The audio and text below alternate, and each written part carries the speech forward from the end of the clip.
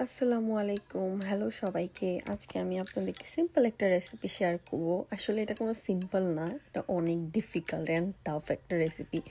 আমি অনেকবার ফেল হয়েছি এটা বানানোর আগে।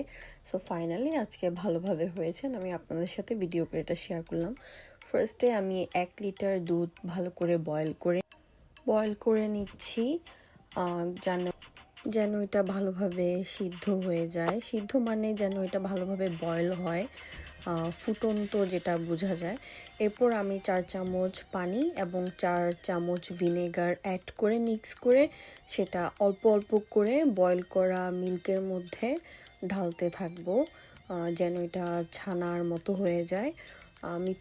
এটা যখন আমি ঢালবো ভিনেগার অ্যান্ড পানির মিক্সটা, তখন চুলাটা আমি অফ করে নিয়েছি অ্যান্ড আমি ভালোভাবে নেড়ে চেড়ে দিচ্ছিলাম যেন প্রপারলি ছানাটা রেডি হয়ে যায়।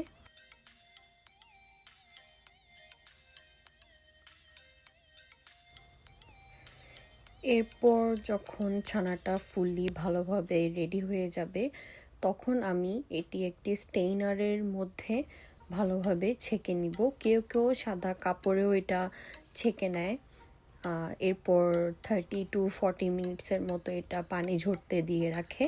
আমি স্টেইনারে করেছি কারণ আমার কাছে ওই সময়ে কোনো পাতলা সুতি কটনের কোনো কিছু কাপড় অ্যাভেলেবেল ছিল না রুমালের সাইজের, তাই আমি স্টেইনারেই করেছি অ্যান্ড 30 মিনিটসের জন্য রেখে দিয়েছি ঢেকে, যেন বাকি পানিটা যেন ঠিক চলে যায় ওখানে ভিতরে, ছানায় যেন কোনো পানি না থাকে।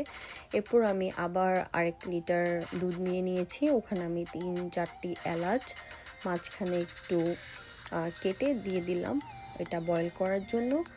অ্যান্ড সাথে আমি চিনি অ্যাড করে দিচ্ছি। চিনিটা যে যার যার ইচ্ছে মতো অ্যাড করে নিবে, কারণ কেউ অনেক বেশি সুইট খায়, কেউ মিডিয়াম খায়, কেউ খুব কম খায়। আমরা মিডিয়াম খাই কারণ আমার হাজব্যান্ড অনেক বেশি সুইট পছন্দ করে, অনেক বেশি না যেটা আবার খাওয়া যাবে না, গলা জ্বলবে। যতটুকু প্রয়োজন ততটুকু অ্যাড করে নিয়েছি। এটাও আমি 1 লিটার দুধকে 1/2 লিটার করব এরকম গরম করতে করতে, যেন দুধটা অনেক থিক টেক্সচার হয়ে আসে। এরপর এটা একটু কমে আসার পর ভালো করে এরপর আমি এখানে পাউডার মিল্ক অ্যাড করে দেব। এটা না করলেও হয়, আমি করেছি একটু ভালোভাবে যেন থিক হয়, একটু থিকনেসটা যেন ভালো হয় অ্যান্ড দুধের কালারটাও যেন একটু হালকা হালকা চেঞ্জ হয়ে আসে, একটু বেইজ কালার হোয়াইট থেকে যেন একটু ডিফারেন্ট, একটু ক্রিমি টেক্সচার আসে, একটু রিচ হয় খেতে। ওই কারণে আমি ভালোভাবে পাউডার দুধটা অ্যাড করে নিচ্ছি।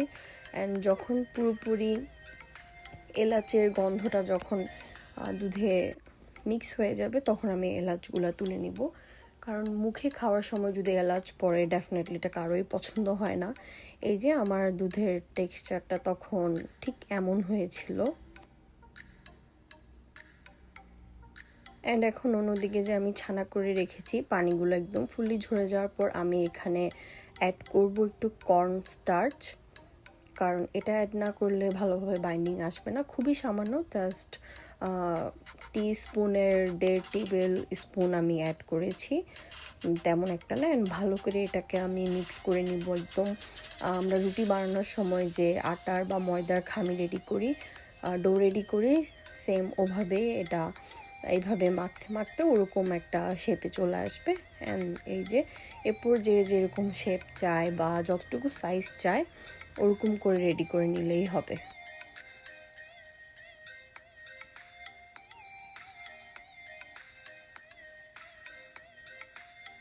আমি এই সাইজটা পছন্দ করি, মিডিয়াম, খুব বেশি বড়ও না খুব বেশি ছোটও না। সো আমি এভাবেই করছি। 1 লিটার দুধে ছানা করে কিন্তু খুব বেশি একটা রসমালাই রেডি হয় না আসলে। অনেক এফোর্টও লাগে, অনেক টাইমও লাগে অ্যান্ড খুবই কম কোয়ান্টিটিও হয়। আর 1 লিটার দুধ আই থিঙ্ক ইটস ওকে, করাই যায়। অলমোস্ট 2 লিটার দুধের মতো লাগে এই এই রসমলাইগুলো হবে 1 লিটার দিয়ে ছানা করে।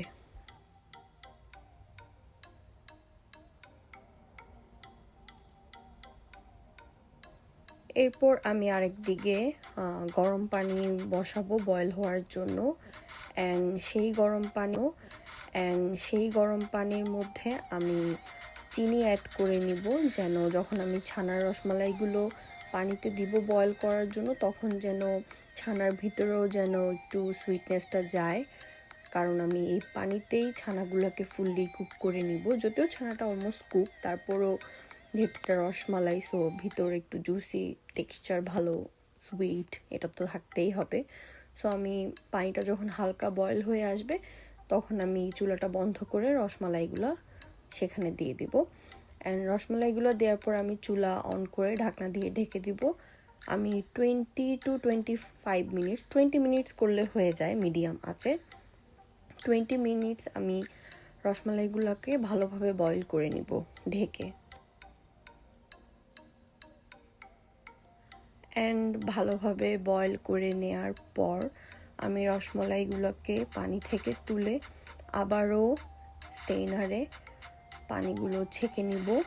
একটু হালকা করে ট্যাপ ট্যাপ করে চাপ দিয়ে এক্সেস যে ওয়াটারগুলো থাকবে সেগুলোকে বের করে নিব। অ্যান্ড দেন আমি যে দুধটা রসমালাইয়ের জন্য ঠিক করে করে রেখেছিলাম সেটাকে চুলায় বসিয়ে দিব মিডিয়াম আঁচে। অ্যান্ড রসমালাইগুলো ছেঁকে আমি আবার ওই দুধের মিশ্রণটাতে অ্যাড করে দিব।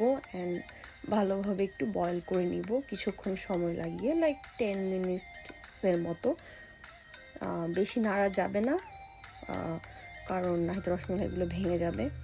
এই তো ব্যাস, রসমালাই রেডি।